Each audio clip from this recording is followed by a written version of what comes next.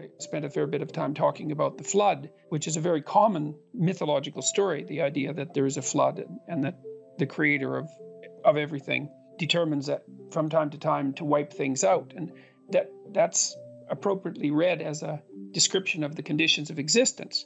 No matter who you are, as you walk through life, you're going to be confronted by catastrophes that have the possibility of washing you away. And you need to know how to conduct yourself in order to prevail when that happens. I mean, that can happen to you personally. You can get very ill, or it can happen to you in your family when a family member breaks down or dies or has something terrible happen to them, or there's an economic catastrophe in your family, and it can happen socially. And not only can it happen, it will happen. And the injunction to Noah, for example, or the description of Noah, because he's the person that builds an ark, is that he walks with God. And that means that he has his moral house in order, and that his generations are perfect, which means that he has his family in order. And what that means is that when the crisis comes, he's prepared to deal with it and can prevail. And that's what people need to know. They need to know how to do that, because the crisis is always coming. That's why the apocalypse, the idea of the apocalypse and the end of the world, is also archetypal. It's because our worlds come to an end continually in small ways and sometimes in large ways. And so, in some sense, it's necessary to be constantly preparing for the apocalypse, because you're going to go through experiences in your life that will throw you for a loop and force you to either radically change or to fail and perhaps to die. So those experiences in life where the fundamental constants that keep you oriented shift, and then you fall into the unknown. That's the underworld of mythology. You fall into the unknown and into the underworld, and part of that underworld can be hell. Now, hell is the part of the underworld that emerges when you're embittered by your failure and you turn towards the desire to destroy. And everyone who thinks about this can appreciate that, because most people, at least if they reflect on their own experience, can understand full well the negative psychological consequences of falling flat on your face. It's not only that you fail, it's that you become bitter and turn against the world. That's a trip to hell for all intents and purposes. The fundamentalist types tend to read those things very concretely and to only project that out into an afterlife, say, or a purely spiritual world. And I'm not making any claims at the moment about metaphysics or post-life existence. I'm saying that these descriptions pertain to psychological conditions that are always around us right here and now, and that the mythological landscape is the landscape of human experience. It's not the objective world. And the landscape of human experience and the objective world aren't the same thing. There's no pain.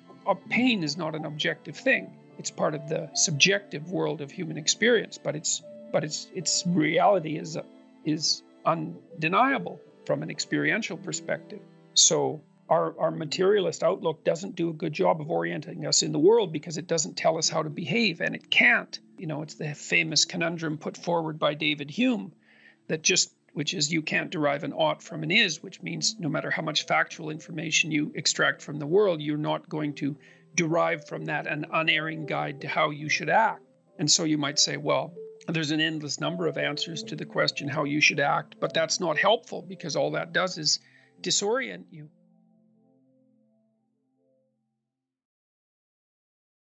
You want to push yourself out against the world in as many ways as you can, because that forces you to develop. And that's partly because as you push yourself out against the world and learn new things, you become more and more informed, right, by the information that you're generating in your active encounter with the world.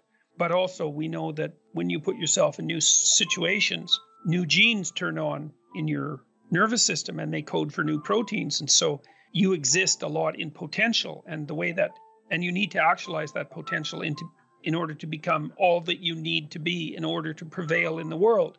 And the way that you do that is by pushing yourself out against new unknown things and forcing your own transformation in the face of those challenges. And the idea is that if you do that, let's say religiously, then you can turn yourself into a character that has enough power and strength to prevail in the tragic conditions of life without becoming embittered and cruel and malevolent. And I mean, again, to me, the longer I study this, I suppose the more self-evident it seems to me. Life is very difficult.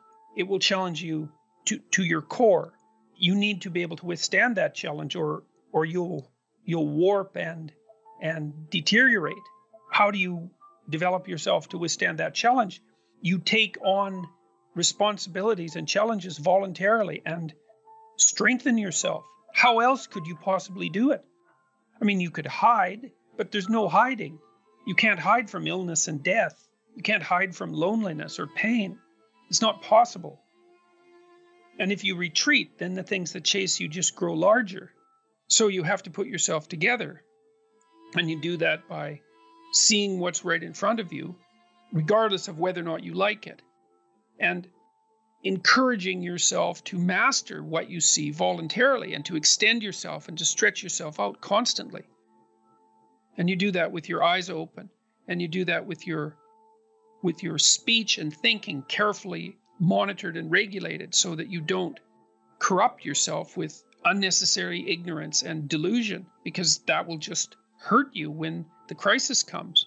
So this is why and then it goes back to why these meta narratives, these archetypes exist. They instruct us on how to do just that, right? How to face chaos, how to face tragedy, because they provide examples. They set the pattern. Yeah, they set the pattern. Yeah, and the issue is, how do you manifest the pattern in your own life? That's the crucial issue, is how do you realize the archetype in your own life? And you do that in part by accepting the struggles of your being, or perhaps even welcoming them, and subjugating yourself to them, and opening yourself up to the possibility of radical transformation in the face of your errors and faults. That's humility, I suppose. You're not all that you could be. Well, you might say, well, why does that matter? Well, it's easy to answer that. If you're not all that you can be, you will suffer more than you have to, and so will the people around you. And you might say, well, I don't care about that. It's like, well, that's unlikely, because virtually everyone cares about their own pain. But even if you have got to the point where you don't care about that, that's certainly nothing to be happy about or proud of. It's a catastrophe. You have to become who you are, right? According to Pindar, quoted by Nietzsche. Well, that's associated with Jung's idea of the self, is that, and one of the ways to understand that, because it seems like a very strange pronouncement, is that you are what you are, but you're also what you could be, which is a strange thing, right? And that's no more than to say that you are characterized by an indefinite amount of potential. So you are what you are, and you are the potential that you are. And that's a very paradoxical statement, because it's not obvious how you can be something that's potential, because potential isn't being, it's the possibility of becoming. But be that as it may, we're stuck with it. It's a paradox, but we're stuck with it. The goal of authenticity from an existential perspective is to pursue that which you could be, so that you can flesh yourself out, so you can burn off what about you is dead and outdated, and so that you can allow what could be to come to life. And the deep archetypal idea is that to the degree that you do that, you redeem yourself and you redeem the world around you. And I believe that that's, again, I don't think that that's metaphysics. It seems to be the most practical of truths.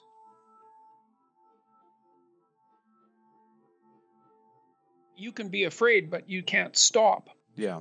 That's the thing, because the fear is justifiable, but it's not, that doesn't make it a sufficient reason to retreat and stop. There's no retreat in life. That's the thing. There might be periods where you can pull back and rest, but because we're surrounded by the unknown and the unexpected, and because we're characterized by the consequences of our ultimate ignorance, and because we're finite, there's no stepping back.